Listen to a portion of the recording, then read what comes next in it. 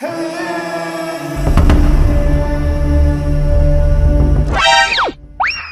मोजा पहन के 2 घंटा से बाप के लौरा पर रहेंगे हवे इधर पे उधर। हो पापा तू का चाहता रहा कि तोरे नाई तो हम पकड़ के हिलावत रही मुंगरी। रे साला हिलैबे ना तो चुएबे के नहीं पी।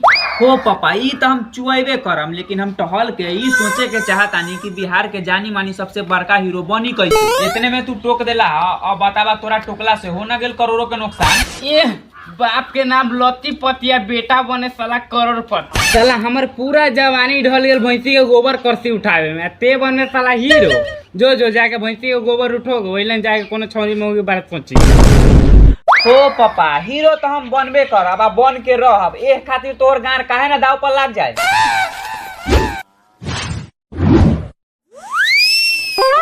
हे श्रीमती ते तो छोड़ के चले गया, लेकिन साला एगो दोगला बेटा के पैदा कर के गया। तनको बूढ़ बाप के खियाले न रखेला, जब देखा तब करेजा पर चढ़ल रहेला। साला हीरो बनियन बाप के जूजी बनियन। अच्छा ये सब छोड़ा, तू खाली हमरा सपना में आवत रहिया। आई लव यू मेरी जान।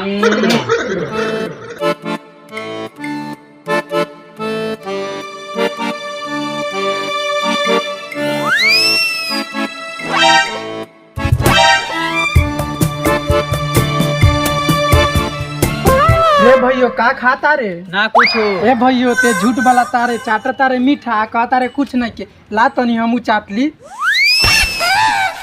पैसा लागल मीठा मीठ लागल नु ना भैयो तनका ढेर दिन के उखरल लागत। अच्छा ठीक बा तनी टोकरी उठावा। ढेर दिन पर भैंसी हगले रहल के यही से उखरल लागत।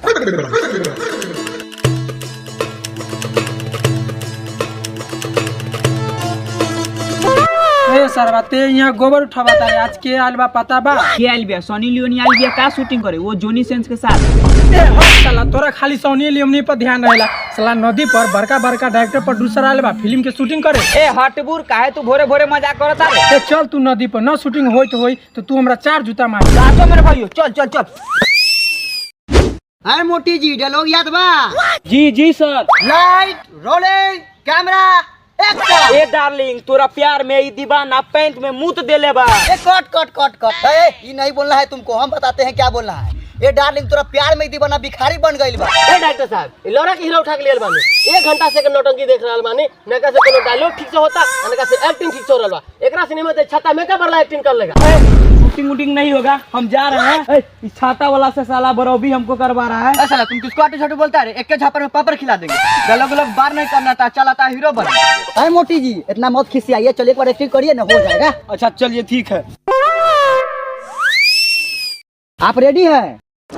Light rolling camera action. ये डार्लिंग तोरा प्यार में ई दीवाना भिखारी बन गइल बा, अल्लाह के नाम पे दे दे बाबा। वाह वाह।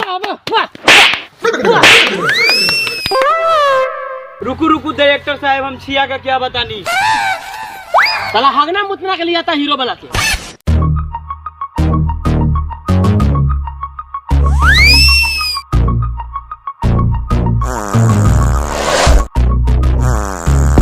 ये भैयो ये सरबा हीरो बा, चल एकरा मार पीट के भगा दे। ठीक कहता रे।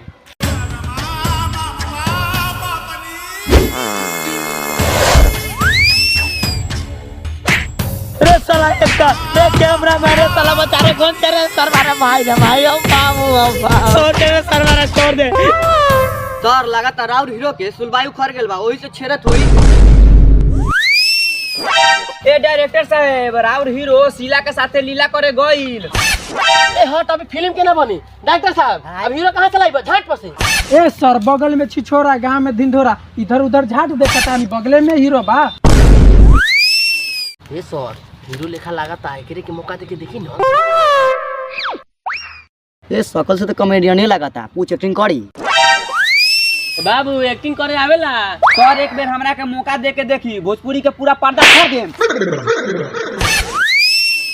साला इहो ज्यादा दिन तक ले नॉट टिकी। सरवा जे आवा ता सोचा था कि हीरो ही बन जाए। चलिए जो हम डायलॉग बोल के बताते हैं ना वो बोल के दिखाइए, देखते हैं आप में कितना पावर है।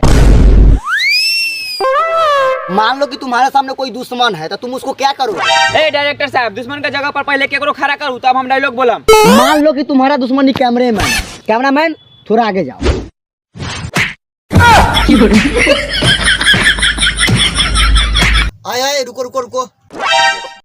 रे सरबा पागल हो गेल वाला का रे जेहू तोरा एगो मौका मिलल बा वो तू गमा देबे जो सरबा डायलॉग कर।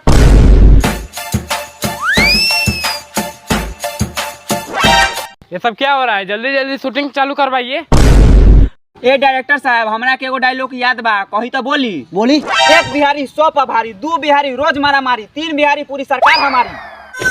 वाह वाह, क्या ही डायलॉग बोले, वाह वाह।